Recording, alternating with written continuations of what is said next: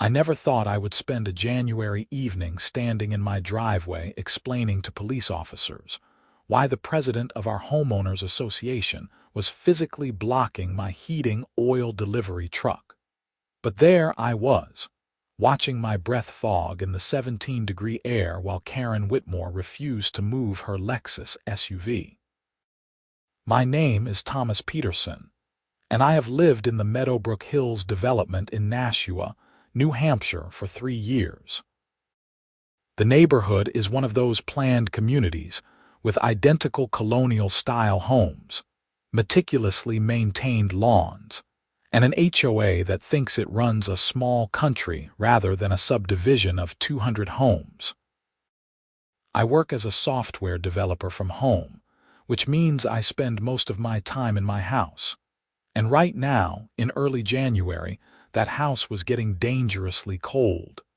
The heating oil gauge had hit the red zone 2 days ago. I called Murphy's Fuel Company, the same supplier I had used since moving in, and scheduled a delivery for Thursday afternoon. They gave me a window between 2 and 4, and I made sure to be home. At 2:15, I heard the rumble of the delivery truck coming down Maple Ridge Drive. I was already putting on my coat to go outside and show the driver where the fill pipe was located when I heard raised voices. Looking out my front window, I saw Karen's white Lexus RX parked directly behind the oil truck, boxing it in. Karen herself stood next to the driver's door, gesticulating wildly at the confused delivery driver. I recognized the driver as Miguel, a guy in his mid-40s who had delivered my oil several times before. I rushed outside. The cold hit me immediately, that bitter New England cold that seeps through your clothes and makes your lungs ache. "What's going on?" I called out. Karen spun toward me. She was 52 years old, with that particular haircut that seemed to be issued along with HOA board positions, blonde highlights that were definitely not natural, and she wore a puffy North Face jacket that probably cost more than my monthly mortgage payment. "Mr. Peterson, this delivery cannot proceed." "Excuse me." I walked down my driveway, my boots crunching on the salt I had spread that morning. "This is my heating oil delivery. I scheduled it days ago." "The HOA board held an emergency meeting last night," Karen said, her voice taking on that sanctimonious tone I had come to loathe over the past 3 years. "We have determined that above-ground oil delivery is no longer permitted in Meadowbrook Hills. It creates an eyesore and diminishes property values." Miguel looked between us, clearly wanting no part of this dispute. "Sir, I just need to fill your tank. This is going to take maybe 15 minutes. "This delivery will not happen," Karen said firmly. She crossed her arms over her chest. "I am authorized by the HOA board to enforce all community regulations. Karen, my house is 48 degrees inside. My oil tank is almost empty. I need this delivery." I tried to keep my voice level, but frustration was already building. This was exactly the kind of nonsense that made living in an HOA community a nightmare. "You should have thought about that before you violated HOA regulations," she replied. "I have not violated anything. I have been getting oil deliveries the exact same way since I moved in 3 years ago. The HOA approved my oil tank installation when I bought the house. Well, the rules have changed." Karen pulled out her phone and started scrolling through it. "As of last night, all fuel deliveries must be conducted through underground piping systems only. Any above-ground delivery mechanisms are prohibited." Miguel cleared his throat. "Madam, I do not know what you are talking about, but this house has a standard outdoor fill pipe. This is how every oil-heated home in New Hampshire receives deliveries. There is no underground delivery system." "Then Mr. Peterson needs to install one," Karen said smugly. "Until then, no deliveries." I felt my jaw clench. "Karen, that is insane.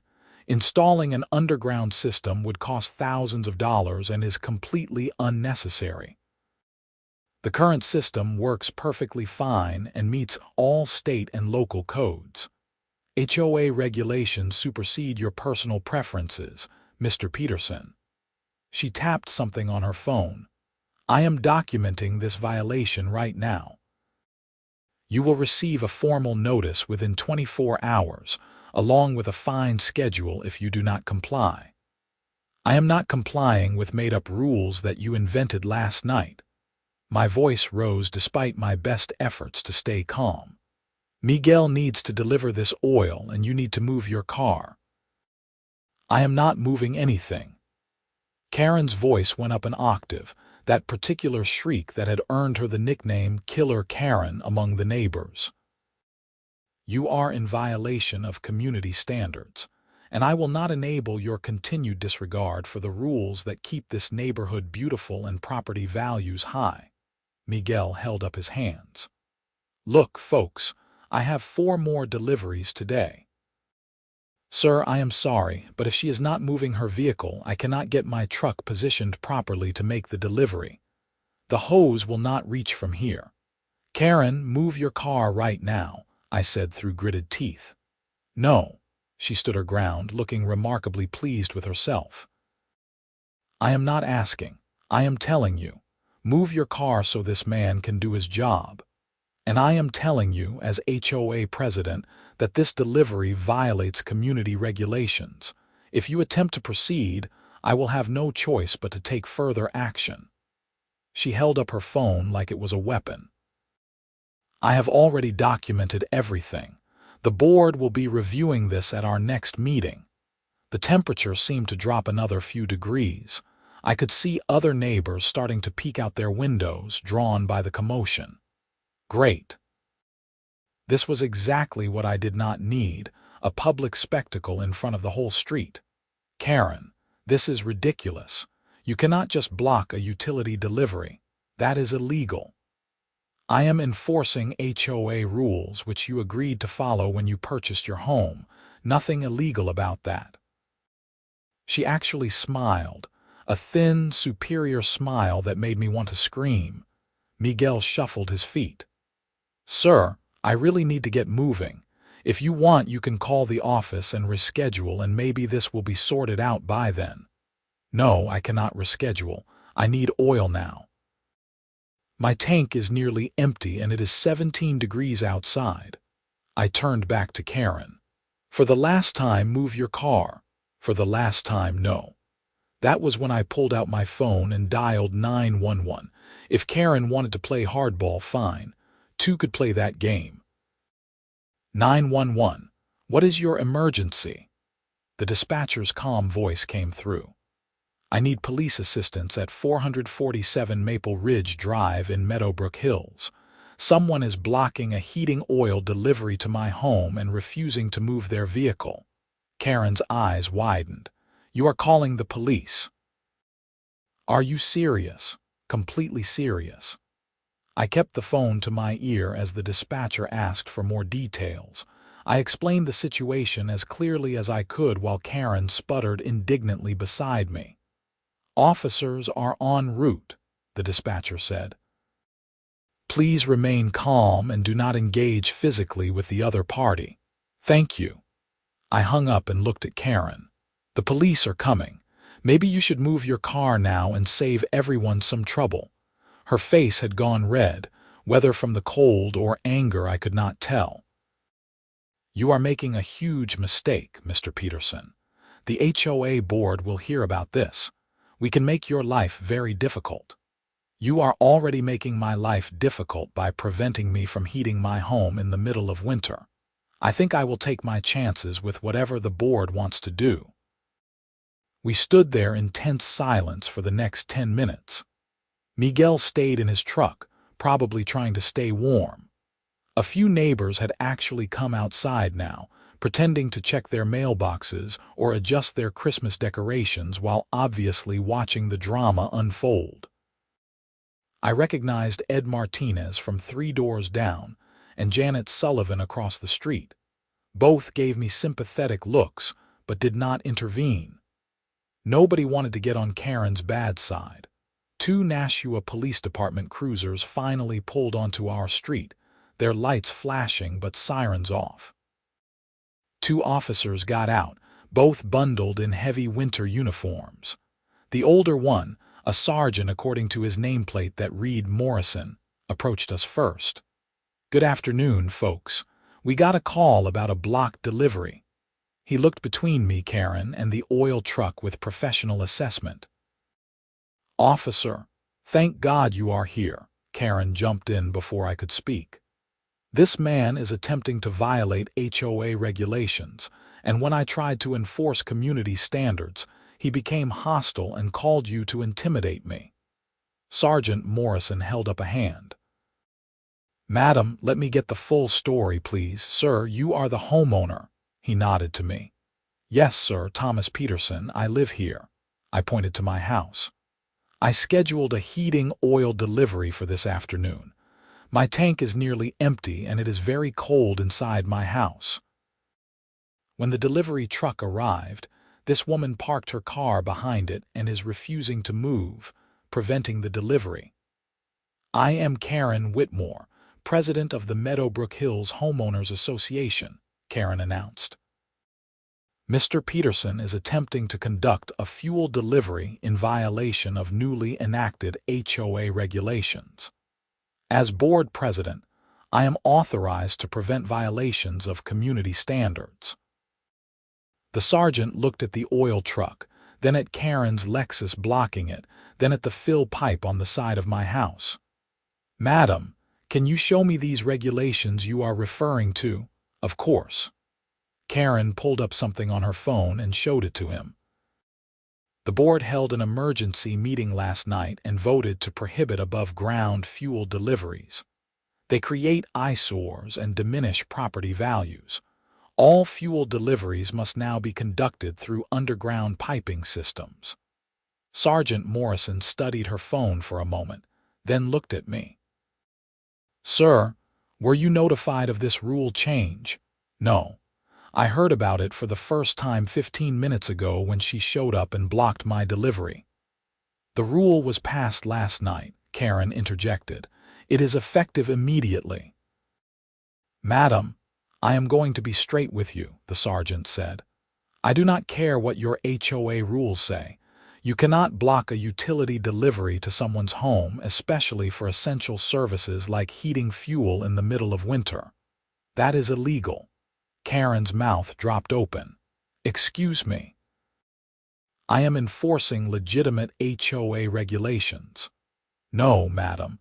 What you are doing is preventing this gentleman from accessing essential utilities for his home.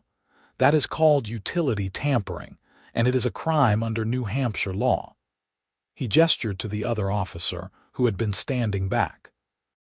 "Especially when the temperatures are this low. People can die from exposure in their own homes when they cannot get heat. I am not tampering with anything. I am simply preventing a violation of community standards." Karen's voice had risen to that shriek again. "You are preventing a heating oil delivery in January. That is absolutely utility tampering." Sergeant Morrison's voice remained professional but firm. "I need you to move your vehicle immediately so this delivery can proceed." "I will not. I am well within my rights as HOA president." The sergeant exchanged a glance with his partner. "Madam, I am giving you a direct order to move your vehicle. If you refuse, I will have no choice but to place you under arrest for utility tampering and obstruction." "This is outrageous." Karen's face had gone from red to almost purple. "I am calling my lawyer. I am calling the mayor. Do you know who I am?" "Madam, I do not care if you are the governor. Move your vehicle now or you are going to jail." "I refuse. This is harassment. This is targeting. I am being oppressed for doing my job." Sergeant Morrison sighed, and I could see he had dealt with this kind of thing before. "Madam, turn around and put your hands behind your back. You are under arrest for utility tampering and obstruction of justice." "What? No, you cannot arrest me." Karen actually tried to back away, but the second officer moved quickly to her other side. "This is illegal. I am going to sue the city. I am going to sue all of you." The officers were professional and quick. Within 30 seconds, Karen was handcuffed and being read her Miranda rights. She screamed the entire time, her voice echoing down the quiet suburban street.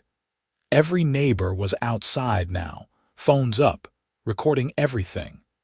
This was going to be all over the neighborhood Facebook group within the hour. "Mr. Peterson, you are free to proceed with your delivery," Sergeant Morrison said to me. "We will need you to come down to the station later to give a statement, but for now, get your house warmed up." "Thank you, officer. I really appreciate this." They loaded a still screaming Karen into the back of one of the cruisers. The sergeant got into Karen's Lexus, found the keys in her coat pocket, and moved it to the side of the road. Miguel immediately began positioning his truck, clearly eager to finish this delivery and get out of there. As the police cruisers pulled away, I could still hear Karen shouting through the window about lawyers and lawsuits and harassment. Miguel hopped out of his truck and started unrolling his delivery hose. "Man, in 20 years of doing this job, I have never seen anything like that," he said, shaking his head. "Welcome to HOA living," I muttered. The delivery took exactly 12 minutes. Miguel filled my 275-gallon tank, I signed the receipt, and he was gone before 3 o'clock. I went back inside my house, turned up the thermostat, and waited for the furnace to kick on. The familiar rumble and whoosh of ignition was one of the most satisfying sounds I had ever heard. My phone started buzzing almost immediately. Text messages from neighbors, requests to join neighborhood Facebook groups I had been avoiding, even a call from my next-door neighbor Dennis asking what had just happened. I ignored most of it and focused on warming up my house. About an hour later, my doorbell rang. I opened it to find a woman in her 60s wearing a concerned expression and holding what looked like a casserole dish. "Hi, I am Patricia from 2 streets over. I am on the HOA board." She held up a hand quickly. "I want you to know that what Karen did today was absolutely not authorized by the board. We never held an emergency meeting last night. She made the whole thing up." I blinked. She made it up, completely. I have been calling the other board members all afternoon after seeing the videos. Nobody knew anything about this. Karen has been going rogue for months, making up rules and enforcing things the board never approved. We have been trying to remove her, but she keeps blocking our votes with procedural nonsense. Patricia looked genuinely distressed. "I am so sorry this happened to you. The board will be holding a real emergency meeting tonight to address this." "So there is no rule against oil deliveries?" "Of course not. Half the neighborhood has oil heat. That would be insane." She handed me the casserole dish. "This is chicken and rice." "I figured after the afternoon you had, you might not feel like cooking." "Again, I am so sorry." After she left, I sat down with the casserole and started digging into what had actually happened. I pulled up the HOA documents I had been given when I bought the house, all filed away in a folder I had not looked at in years. The bylaws were clear. Any rule changes required a vote of the full board with at least 2 weeks' notice to all homeowners. Emergency meetings could be called, but they required a quorum and written notification to all board members at least 48 hours in advance. Karen had definitely violated multiple HOA rules herself in her quest to enforce a fake rule against me. My phone rang. It was a number I did not recognize, but the caller ID said Nashua PD. "Mr. Peterson, this is Sergeant Morrison. I wanted to follow up with you about this afternoon. Do you have time to come to the station tomorrow to give a formal statement?" "Of course. What time works?" "How about 10 in the morning? Ask for me at the front desk. I will be there. Can I ask what is happening with Karen? She was booked on charges of utility tampering and obstruction. Her bail hearing is tomorrow morning. Between you and me, this is not looking good for her.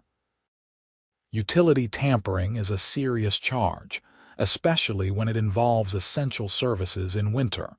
If convicted, she is looking at potential jail time and definitely some hefty fines.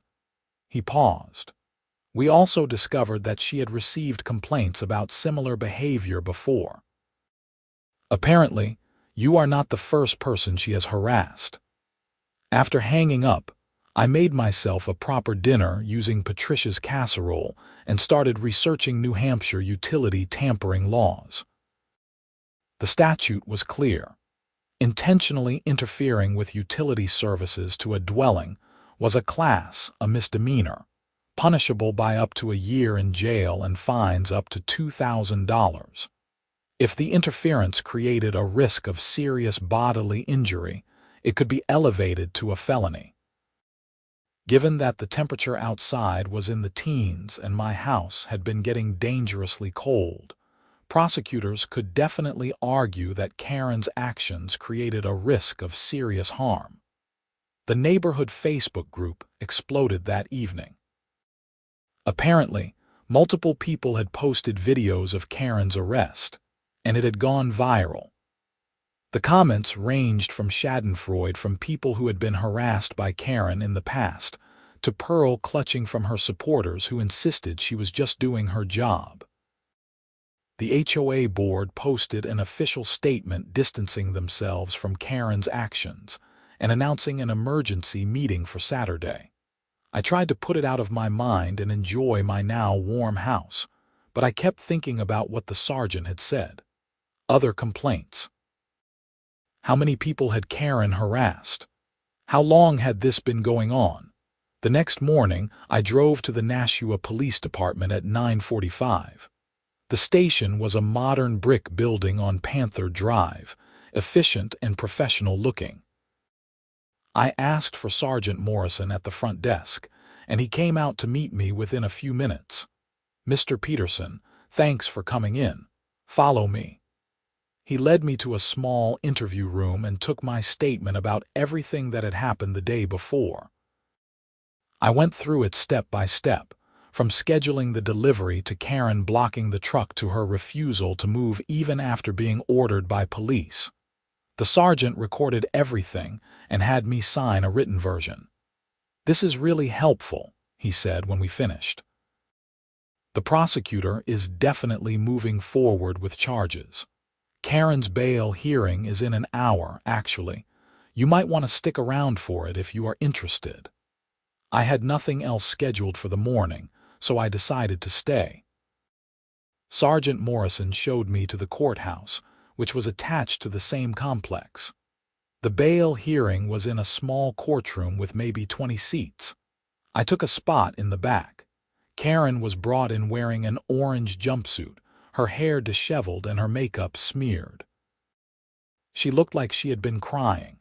Her lawyer, a tired-looking man in a suit that had seen better days, stood beside her. The judge, a stern woman in her 50s named Judge Riley, reviewed the charges. "Miss Whitmore, you are charged with utility tampering in the first degree and obstruction of justice. How do you plead?" "Not guilty, Your Honor," Karen's lawyer said quickly.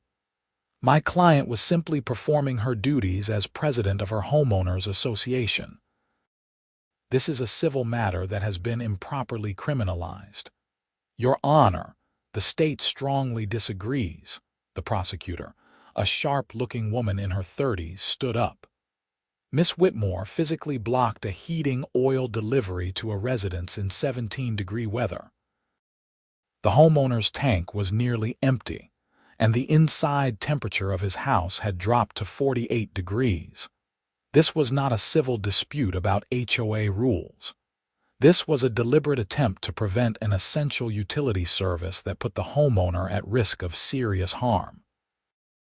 Judge Riley looked over her glasses at Karen. "Miss Whitmore, did you block this delivery?" "Your Honor, I was enforcing legitimate HOA regulations," Karen started, but the judge cut her off. That is a yes or no question. Did you physically prevent a heating oil delivery by blocking the delivery truck with your vehicle? Karen hesitated. Yes, but no buts. You admitted to the crime. Judge Riley flipped through the file. I see here that you also refused a direct police order to move your vehicle, necessitating your arrest. Is that correct? The police had no right to interfere with HOA business. Karen's voice rose.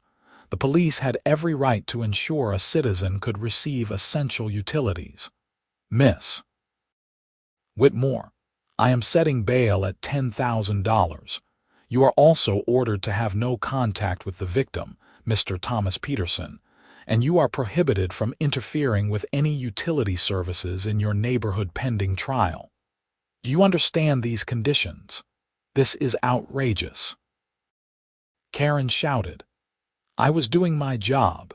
That man was violating community standards. Miss Whitmore, if you cannot control yourself, I will hold you in contempt. Do you understand the bail conditions? Her lawyer put a hand on her arm, whispering urgently. Karen finally nodded, though she looked furious. Bail is set. Next case. I left the courtroom feeling oddly satisfied. Karen had finally faced consequences for her behavior, though I suspected this was far from over.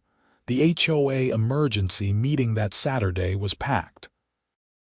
The community center meeting room normally held about 50 people comfortably, but at least 80 residents had crammed in, all buzzing with energy and outrage.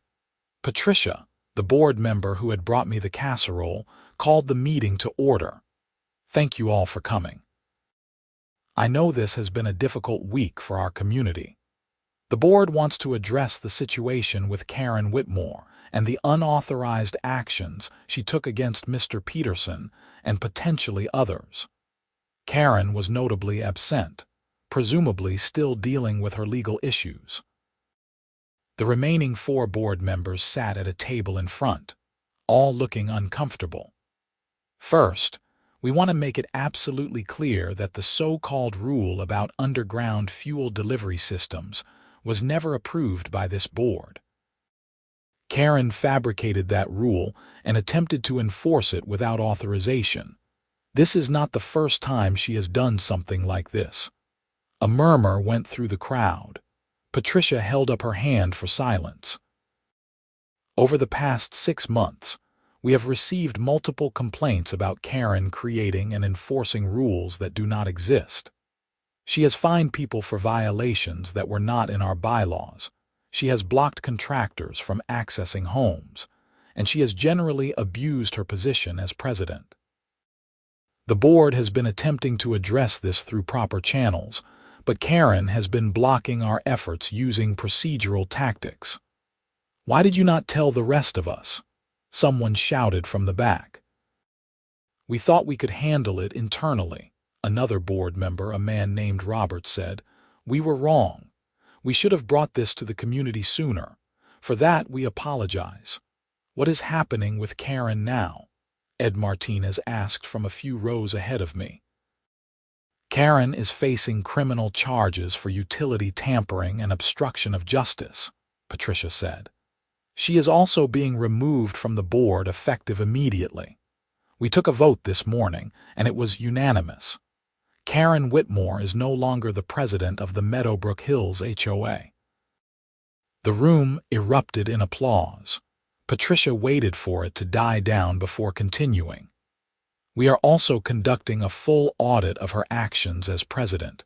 If you believe you were wrongly fined or harassed by Karen, please submit a written complaint to the board. We will be reviewing all of her decisions and reversing any that were not properly authorized. The meeting went on for another hour, with residents sharing their own horror stories about Karen's behavior. She had tried to fine one family for having the wrong color mailbox, even though their mailbox was identical to everyone else's. She had blocked a plumber from accessing another home because she claimed the plumbing truck was parked illegally, even though it was on the homeowner's own driveway. She had even tried to prevent someone from installing a wheelchair ramp, claiming it violated aesthetic guidelines, until they threatened legal action. The picture that emerged was of someone who had been drunk on a tiny amount of power and had spent months making everyone's life miserable. I was just the first person who had pushed back hard enough to trigger real consequences. As the meeting broke up, several neighbors came over to thank me for standing up to Karen. A few apologized for not intervening during the incident, explaining that they had been afraid of retaliation. I understood. When you live in an HOA community, you do not want to make enemies with the person who controls fines and rule enforcement. The next few weeks were a whirlwind of legal proceedings. Karen's lawyer tried to get the charges dismissed, arguing that she had been acting in her capacity as HOA president and therefore had immunity. The judge rejected that argument immediately, pointing out that HOA officers do not have authority to break state laws. The prosecutor added more charges as they investigated further.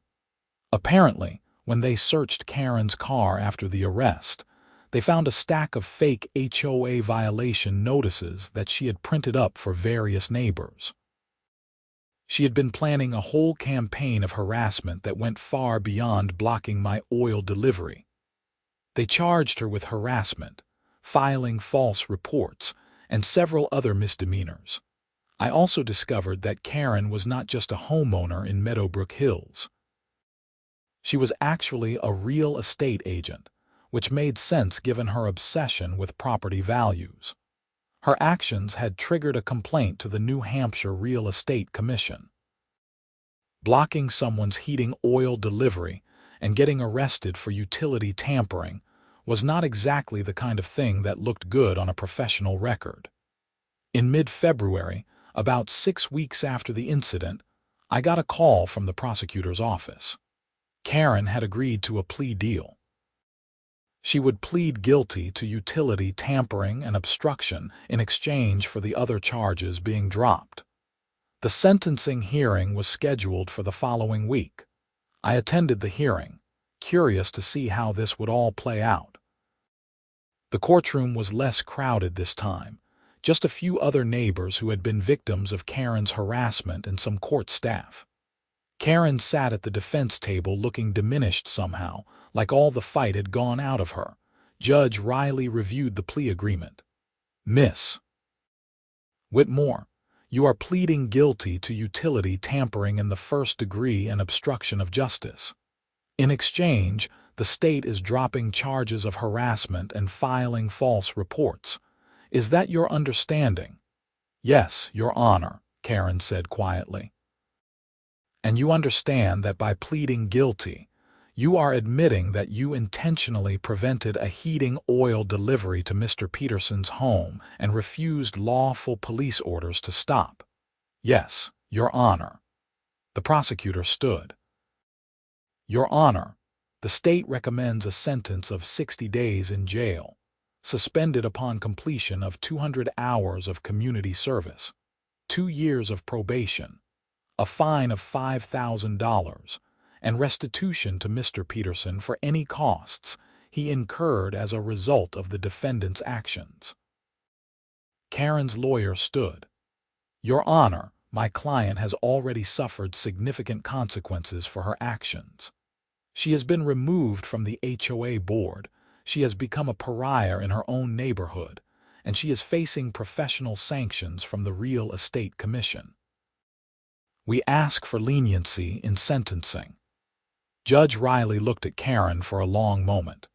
Miss Whitmore, I have read all the materials in this case, including the victim impact statements from Mr. Peterson and several other residents of your community. What you did was not just overzealous enforcement of HOA rules. You deliberately tried to prevent someone from heating their home in the middle of winter. That is serious.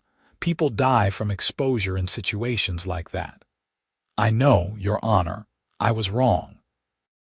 I let the power go to my head and I hurt people. I am sorry. Karen's voice cracked, and I could see tears on her face. I appreciate your remorse, though I note it is coming only after you were arrested and charged. That said, I do believe in giving people a chance to make things right. I am going to accept the plea agreement with some modifications. 60 days in jail, suspended upon completion of 300 hours of community service, 2 years of probation, a fine of $7,500, and you will pay full restitution to all victims of your harassment, not just Mr. Peterson.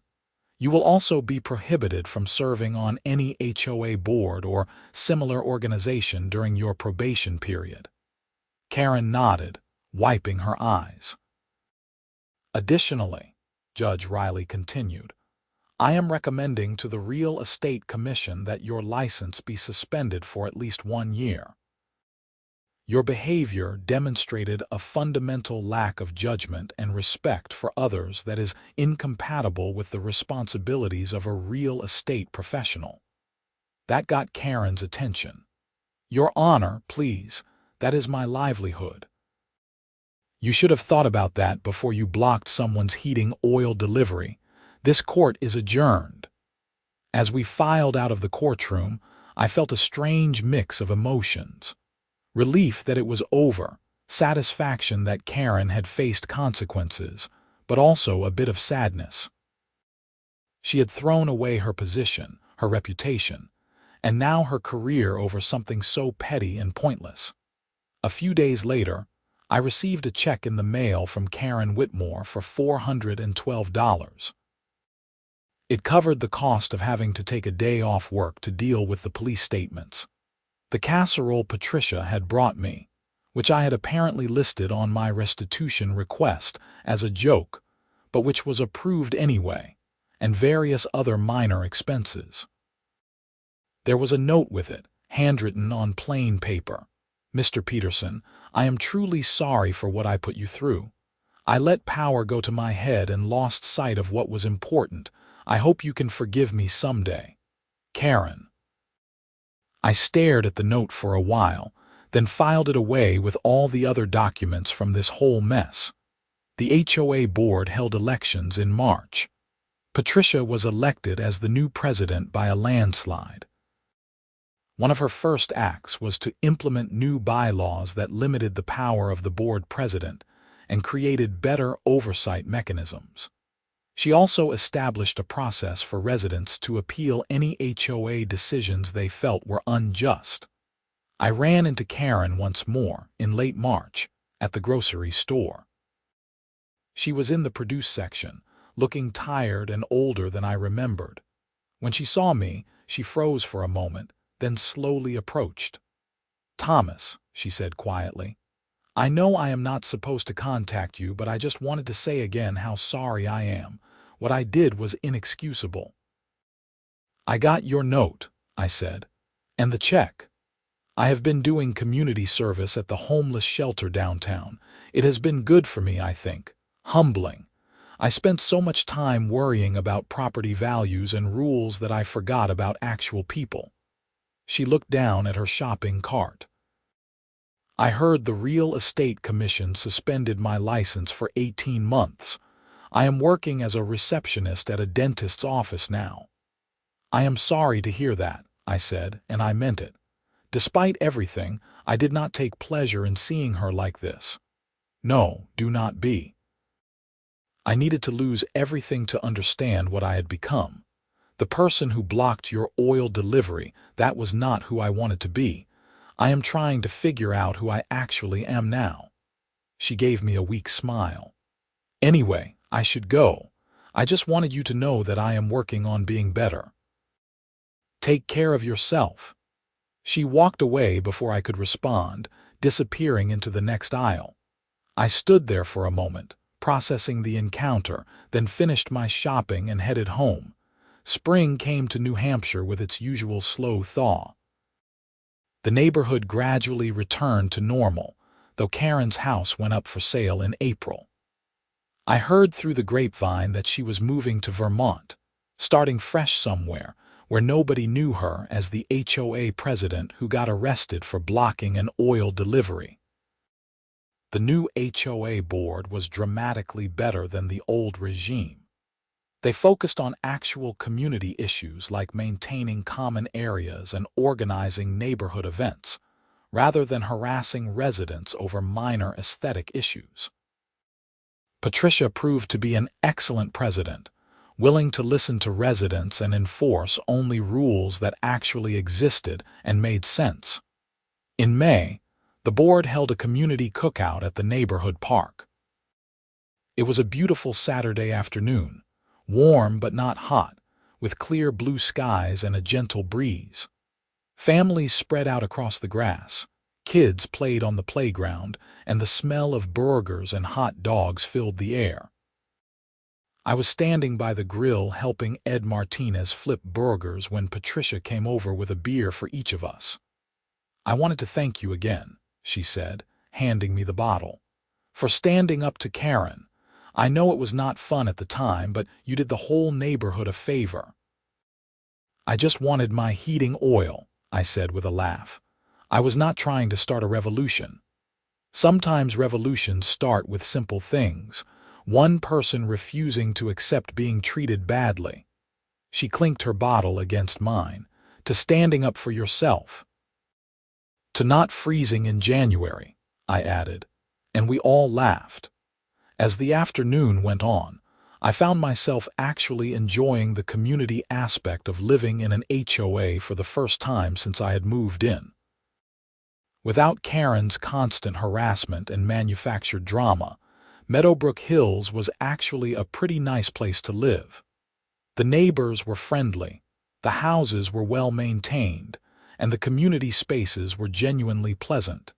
Dennis, my next-door neighbor, came over with his wife Angela. "Hey Thomas, we are having a barbecue next weekend. You should come by." "I would love to," I said, and I meant it. That was the thing about HOA communities I realized. They could be great places to live when they were run by reasonable people who understood that rules existed to serve the community, not the other way around. Karen had forgotten that, if she had ever known it at all. She had been so focused on enforcement and control that she had lost sight of the actual goal, creating a pleasant neighborhood where people wanted to live. In June, I got a letter from the New Hampshire Real Estate Commission informing me that Karen's license had been formally suspended for 18 months. The letter explained that real estate professionals were held to high ethical standards, and her criminal conviction for utility tampering demonstrated conduct unbecoming of a licensee. She would have to complete ethics courses and demonstrate rehabilitation before her license could be reinstated. I filed that letter away with all the other documents from what I had come to think of as the Great Oil Delivery Incident. It was strange how something so absurd had spiraled into criminal charges and professional sanctions. But that was what happened when someone with a little bit of power refused to accept reasonable boundaries. The neighborhood settled into a comfortable rhythm over the summer. The HOA dealt with normal stuff like scheduling lawn treatments for common areas and planning the annual 4th of July party. There were no manufactured crises, no fake rules being enforced, no harassment. It was boring in the best possible way. I kept working from my home office, enjoying my now reliable heating system and the peace of mind that came from knowing nobody was going to show up and try to block my driveway over imaginary rule violations. Miguel, the oil delivery driver, came back in August for my next delivery.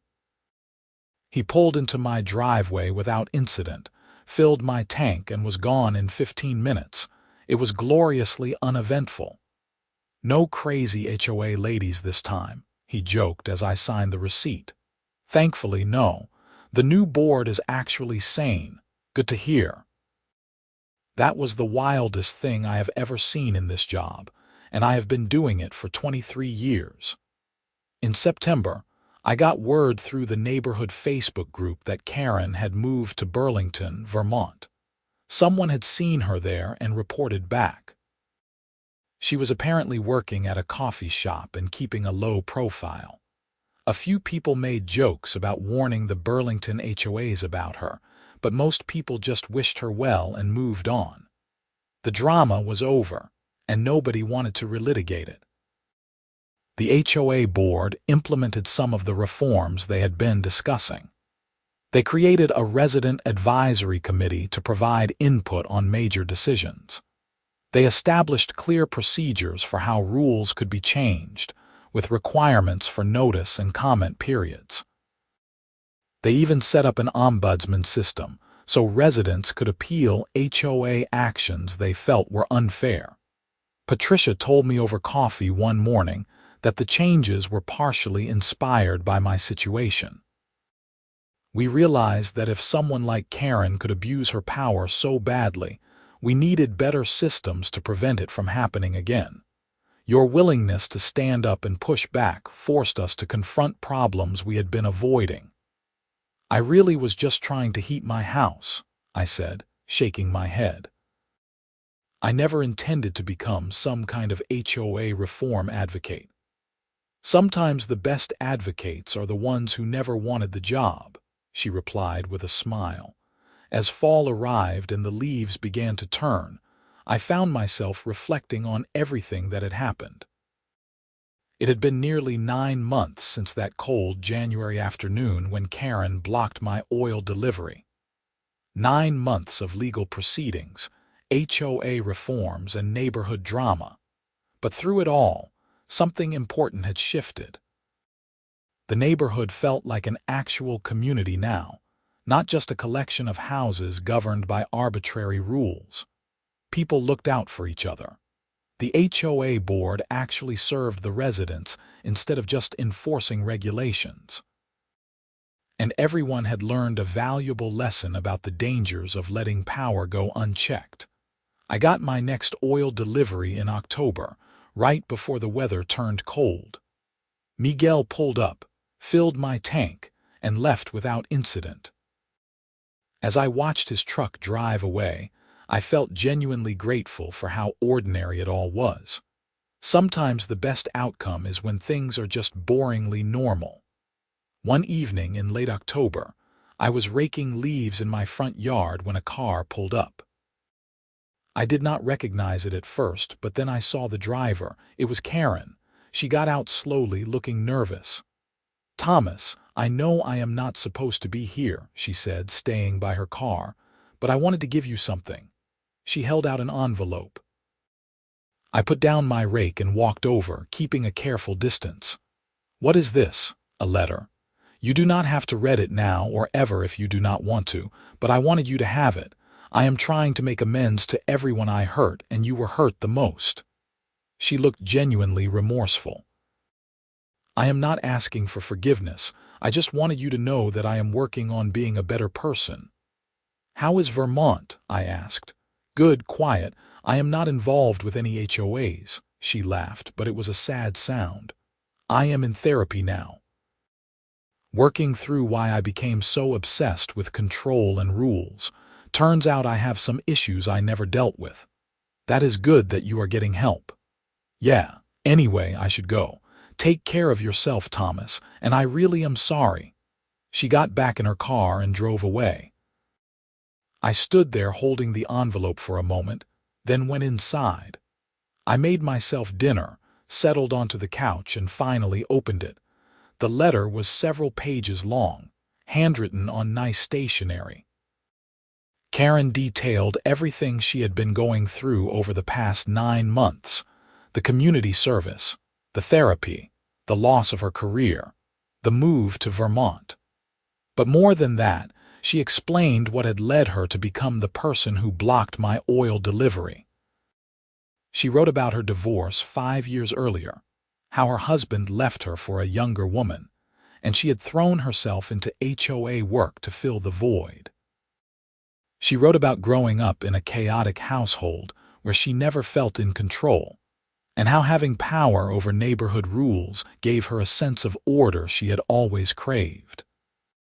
She wrote about how each small exercise of authority had fed something in her, until she was inventing rules just to have something to enforce. "I know this does not excuse what I did to you," she wrote. "Nothing can excuse trying to prevent someone from heating their home. But I wanted you to understand that it was never really about you or oil deliveries or property values. It was about me trying to feel like I mattered, like I had control over something in a life that felt like it was falling apart. I chose the worst possible way to deal with my issues, and you paid the price for that. I am truly, deeply sorry." The letter went on to describe her community service work at the homeless shelter, how it had opened her eyes to real problems facing real people, how she had been so focused on mailbox colors and lawn ornaments while there were people who did not even have homes, how her therapist had helped her understand that she had been using HOA enforcement as a way to avoid dealing with her own pain. "I do not expect you to forgive me," the letter concluded. "I just wanted you to know that what you did, standing up to me and forcing me to face consequences, was the best thing that could have happened. If you had not called the police that day, I would have kept getting worse until I hurt someone even more seriously. You stopped me. You probably saved me from myself. So thank you, even though I know you were not trying to do me any favors. I hope you have a warm, peaceful winter. Sincerely, Karen." I read the letter twice, then folded it carefully and put it back in the envelope.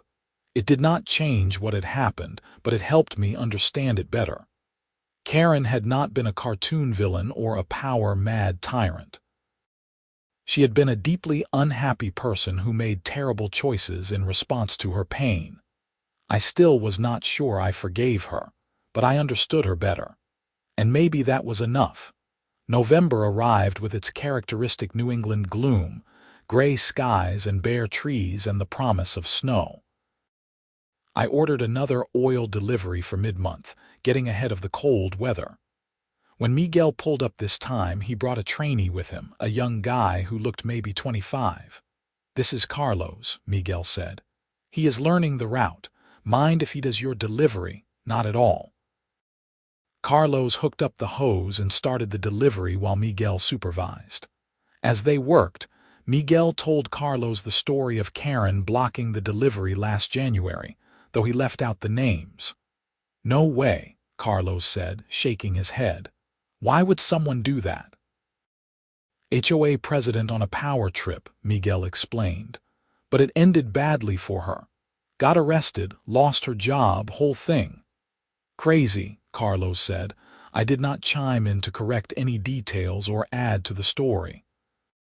It had already taken on a life of its own in the retelling, becoming a cautionary tale that oil delivery drivers told each other. I was fine with that. Maybe it would make someone else think twice before blocking a utility delivery. As December rolled around and Christmas decorations went up around the neighborhood, the HOA board sent out a reminder about the community rules regarding holiday displays. But unlike Karen's tenure, the rules were reasonable, actual bylaws that had been properly passed, and the enforcement was gentle and focused on genuine problems like extension cords creating tripping hazards. Patricia stopped by one evening with a tin of Christmas cookies. "Thought you might like these, my famous gingerbread." "Thanks, Patricia. You have been a great HOA president this year. We try. Though I will admit you set a pretty low bar after the Karen situation." She smiled. "But seriously, thank you for being patient with us as we figured out how to run this board properly. It has been a learning experience. It has been fine. Way better than last year. That is the goal. Better than last year." She paused at the door. "Hey, we are looking for someone to join the board. Ed is stepping down because of health issues. Any interest?" I almost laughed. "After everything I went through, you want me on the HOA board. You would bring a valuable perspective." Someone who knows what it is like to be on the receiving end of HOA overreach. Think about it. After she left, I actually did think about it. The idea of joining the HOA board would have been laughable a year ago. But now, with good leadership in place and actual reforms implemented, maybe it would not be so bad. I could help make sure that what happened to me never happened to anyone else in the neighborhood. I put in my application the next week. The board voted to appoint me in January, exactly 1 year after the oil delivery incident. It felt like coming full circle somehow.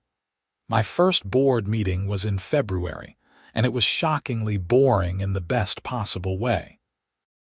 We discussed snow removal contracts, scheduled maintenance for the community center, and reviewed the budget. No drama, no fake rules, no one trying to block anyone's utility deliveries. Just normal, reasonable governance of a neighborhood association. "See, it does not have to be exciting," Patricia said afterward. "Sometimes boring is good. Boring is great," I agreed. As winter gave way to spring again, I reflected on how much had changed in a single year. The neighborhood was healthier, the HOA was functioning properly, and Karen was hopefully getting her life together in Vermont. The whole situation had been absurd and frustrating, and at times infuriating, but it had ultimately led to positive change. I heard through the grapevine in March that Karen had completed all her community service hours and was doing well on probation. She was apparently applying to get her real estate license reinstated early for good behavior. Part of me hoped she would succeed. People deserved second chances when they genuinely worked to earn them. Miguel made another delivery in April for my spring fill-up.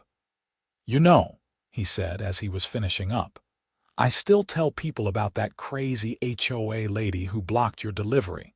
It has become legendary among the drivers." I bet it has. But I always make sure to include the ending, how she got arrested and you stood up for yourself. It is a good story. Reminds people that even when someone is being completely unreasonable, there are ways to handle it. Just call the police when someone blocks your utility delivery. That is the lesson. Pretty much, yeah. As he drove away, I thought about stories and how they spread and change in the retelling. The oil delivery incident, as it was now known in local lore, had taken on aspects that were not quite accurate but captured the essential truth. Small-time tyrant abuses power, faces consequences. Everyone learned something. It was a simple story, almost morally tidy in how it worked out. The reality had been messier and more complicated. Karen was not a simple villain, and I was not really a hero. I just wanted to heat my house. But the story people told served a purpose. It reminded everyone that HOA boards had limits, that power needed accountability, and that sometimes standing up for yourself was the right thing to do even when it was uncomfortable. The HOA held its spring cleanup day in May, another initiative from the new board. Residents volunteered to pick up litter, plant flowers in common areas, and generally spruce up the neighborhood. I spent a Saturday morning pulling weeds in the little park near my house, working alongside Dennis and Ed and several other neighbors. It was pleasant, boring work, the kind of community activity that should have been the focus all along instead of petty enforcement actions and manufactured drama. This was what an HOA was supposed to be about. Neighbors working together to maintain a nice place to live. "Hey, Thomas," Dennis called over. "Did you hear Karen got her real estate license back? Really? Good for her." "Yeah, she apparently did extra ethics training and wrote a whole essay about what she learned. The commission was impressed enough to reinstate her early." He pulled up another weed. "She is working for a firm in Burlington now, residential sales." "I hope she does well," I said, and I meant it. "That is big of you considering what she put you through. She paid her debt. That is what the justice system is for. Now she gets to move on with her life. Still, Dennis said, not everyone would be so forgiving. I did not tell him about Karen's letter or her visit or the complicated mix of anger and understanding I had come to feel about the whole situation. Some things were private. I just kept pulling weeds and enjoying the spring sunshine. June brought the 1-year anniversary of the HOA elections that had transformed the board. Patricia organized a community barbecue to celebrate, positioning it as a new beginning for Meadowbrook Hills. Nearly everyone in the neighborhood showed up, even people who usually avoided HOA events. I was manning the dessert table when Patricia came over with someone I did not recognize, a woman in her 40s with a friendly smile. "Thomas, this is Jennifer. She and her family are buying the Carmichael house." I was telling her about our neighborhood, including the, shall we say, colorful history of our HOA reforms. "Nice to meet you," I said, shaking Jennifer's hand. "Welcome to Meadowbrook Hills." "Thanks." Patricia was telling me about some incident with an oil delivery. She said you were involved. I laughed. That is one way to put it. Let's just say our previous HOA president took things too far, and it led to some significant changes in how we operate. Patricia said the new board is really focused on serving residents rather than just enforcing rules. That is exactly what we were looking for in a neighborhood. It is a good place to live now, I said honestly. We have a great community, and the HOA actually makes sense. That is so good to hear. My husband and I were worried about HOA horror stories. Everyone has heard about terrible associations that make life miserable. We had one of those, Patricia said with a wry smile, but we fixed it. Sometimes it takes a crisis to force necessary changes. As the afternoon wore on and I mingled with neighbors old and new, I felt genuinely grateful for how things had turned out. Yes, the path had been rocky and stressful and involved police arrests and court appearances. But the destination was good. The neighborhood was healthy, the HOA was functional, and I had even made some real friends among my neighbors. That evening, as the barbecue was winding down and people were starting to head home, Patricia pulled me aside. "I wanted to thank you again," she said, "for everything. For standing up to Karen, for being patient with us as we reformed the board, for joining us and helping make sure we stay on track. You made a real difference." "I just wanted to heat my house," I said, the same thing I had been saying for over a year now. And in wanting that simple, reasonable thing, you changed everything. That is how it works sometimes. One person saying, "No, this is not okay," and everything shifts. She raised her plastic cup of lemonade. "To heating your house." "To heating my house," I echoed, clinking my cup against hers. As I walked home that evening, the summer sun finally setting in a spectacular display of oranges and purples, I thought about how strange life could be. 18 months ago, I had been a guy who just wanted to work from home and be left alone. I actively avoided HOA meetings and neighborhood drama. I did not want to be involved. Then Karen blocked my oil delivery and everything changed. I became, however reluctantly, a person who stood up to abuse of power. I joined the HOA board. I became an active part of my community, all because I refused to accept being cold in my own house. The oil delivery incident had been absurd, frustrating, and at times surreal. Watching a middle-aged woman get arrested for blocking a heating oil truck was not an experience I ever expected to have. But it had also been a turning point, not just for me but for the whole neighborhood. Karen was working on rebuilding her life in Vermont. The HOA was functioning properly under Patricia's leadership. The neighborhood felt like an actual community. And I had learned that sometimes the right thing to do was push back, even when it was uncomfortable, even when you did not want the fight. I unlocked my front door and stepped into my house, comfortably warm despite the cool evening air outside. My heating system hummed quietly in the basement, doing its job without drama or interference. It was gloriously ordinary, and that, I realized, was exactly how it should be. Sometimes the best outcome is when things just work the way they are supposed to, without conflict or crisis or absurdity. Sometimes boring is perfect. I made myself dinner, settled onto my couch, and pulled out my laptop to do some work. Outside my window, the neighborhood was peaceful and quiet, just another evening in a pleasant suburban community. No one was blocking anyone's driveway. No fake rules were being enforced.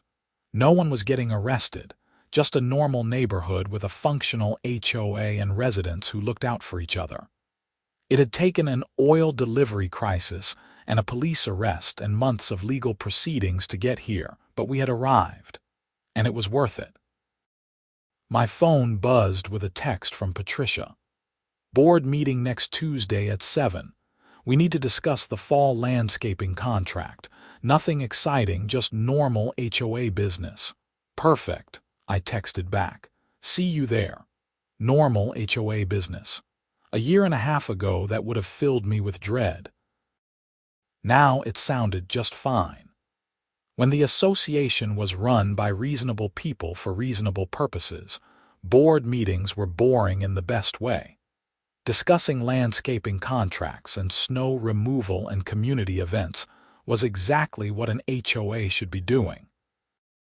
I thought about Karen one more time, hoping she was doing well in Burlington, hoping she had learned and grown from the experience, hoping she had found a way to channel her energy into something positive rather than destructive. She had paid the price for her actions. She deserved a chance to move forward, and I thought about all the neighbors who had been quietly dealing with Karen's harassment before I pushed back.